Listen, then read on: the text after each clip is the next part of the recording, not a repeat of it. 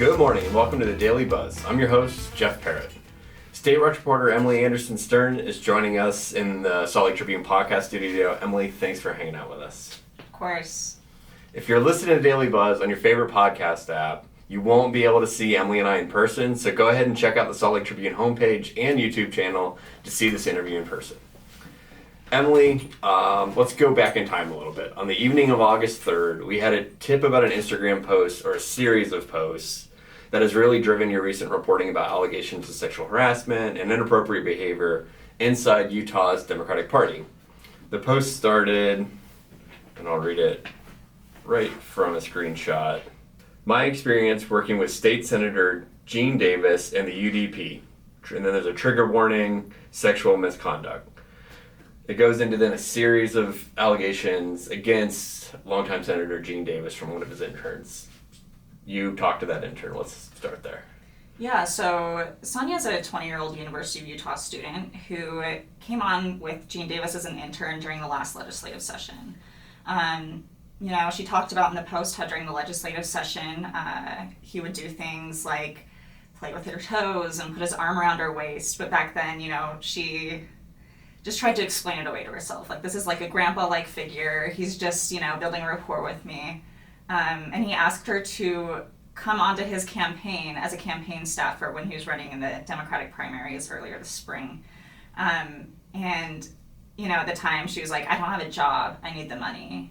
And so I'm gonna go on with his campaign.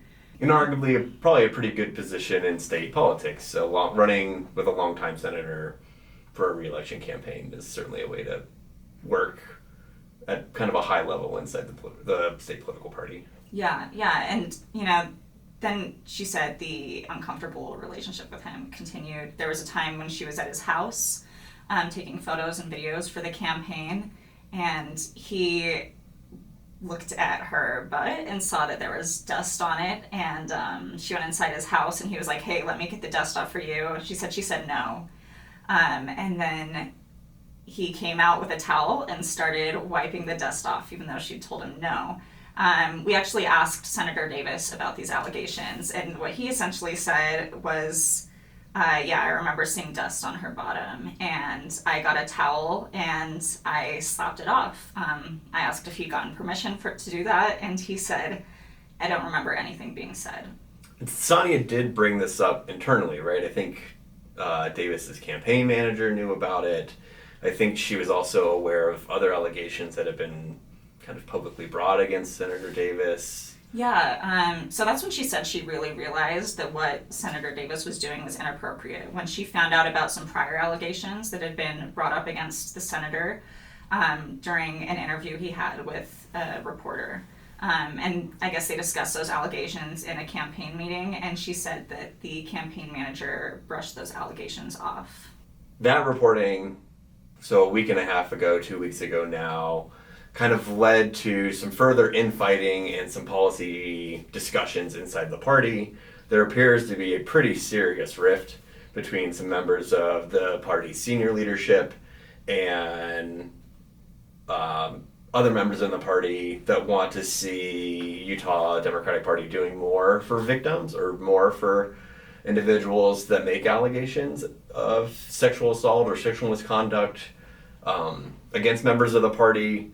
Can you kind of explain that rift and what's going on? Yeah, so an important thing to understand with this is that Sonia's not the first person to come forward with sexual misconduct allegations against Davis.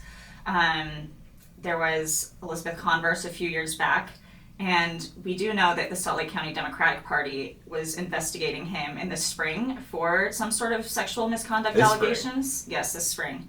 And we're not exactly clear what those are because the party has a policy that it doesn't reveal any of that information. We do know that, people within the party were aware that there were multiple allegations against Davis. So within the party, there are some folks who are saying, hey, we are responsible for this happening again because we haven't really done anything to stop it before. And there are other folks who are kind of pushing back on that and saying hey, we have this anti-harassment policy in place and, we've done what the policy says. And so we're good. We received some emails at the time from, the executive committee of the Utah Democratic Party. Let me just pull up those emails really quickly to share some. You and I both were getting messages from individuals that thought the party wasn't doing enough. Yeah. And these emails that you're going to talk about show some amount of that frustration, I think. The chair of the party, Diane Lewis, she initially there was a link of Sonia's Instagram post that went out to the executive committee and some other members of leadership in the party. And Diane Lewis, the chair of the party, responded saying, quote, "We have talking points prepared if this gets to the media." Not that we're addressing these concerns about Senator Davis, not that there's an active investigation, but we have a plan in place in case this gets leaked to the media. Yeah, exactly. After that, an argument between people, like party leadership, ensued. Some folks were saying, they need to be doing more than talking points, for example, Katie Adams-Anderton, who's the chair of the Utah County Democratic Party, she said, "We, UDP, Utah Democratic Party, are just as complacent in this as Senator Davis. We have a historical problem with reprimanding those that commit these offenses." And then, Ann Dent, who's an appointed member of the executive committee, she said, "To say we have a historical problem reprimanding those is not correct. It's not accurate. We have spent so much time implementing a harassment policy and following it to a T." And there were emails from other members of the executive committee, but they were all, sitting on different sides of the fence. The policy line being that unless an alleged victim makes an official complaint to the party will not initiate an investigation until the victim essentially goes public officially, not an Instagram post, not a Facebook post, not a young staffer talking to a campaign manager about their concerns. None of those kind of other ways will start that investigation, correct? That's the state party's stance. But it's interesting because the day after Sonia posted her allegations, the Salt Lake County Democratic Party, which has an anti-harassment policy nearly identical to the state party's, their chair came forward and said she would be suspending Davis from all party activities. And she cited a clause that is that is also in the state party's anti-harassment policy, saying that she has the power to do that if she deems it appropriate. And Davis is kind of a lame duck senator at this point, right? He just lost re-election in June to a younger Democrat that ran on some more modern Democratic policy issues.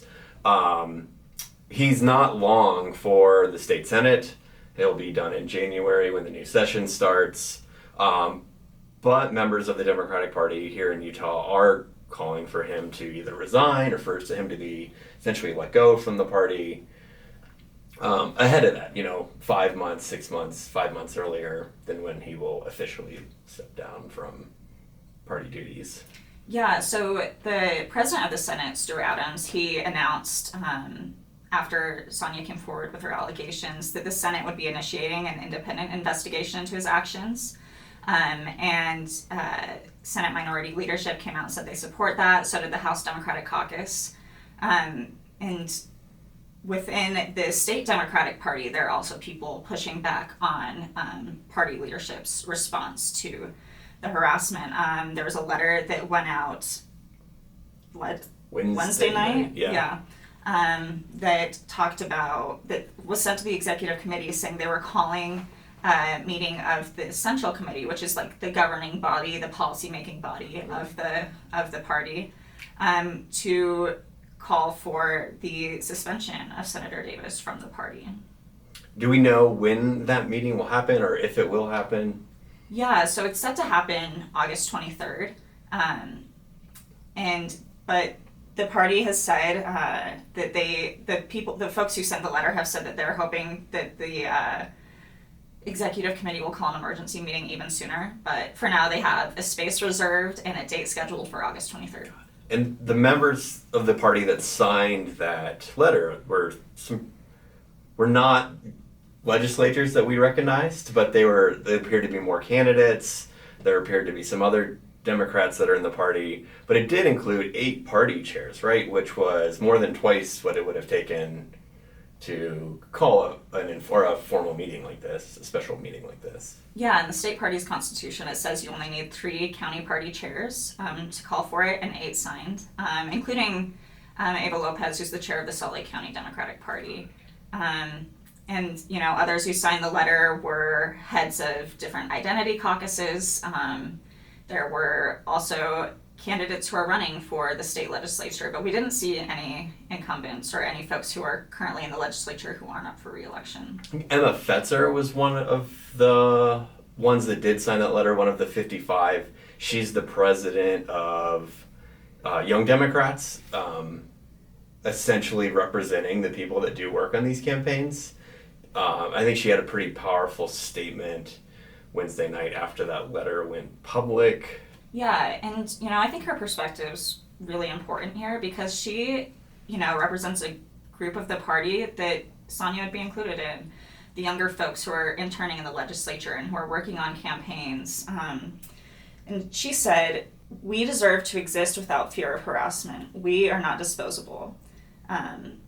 Enough is enough." You know, so she would like to see some change within the party. I'm looking at your most recent story about that letter, and I think Emma says here, if politicians and political parties want the continued support of young people, then they need to ensure that they are creating safe spaces for us.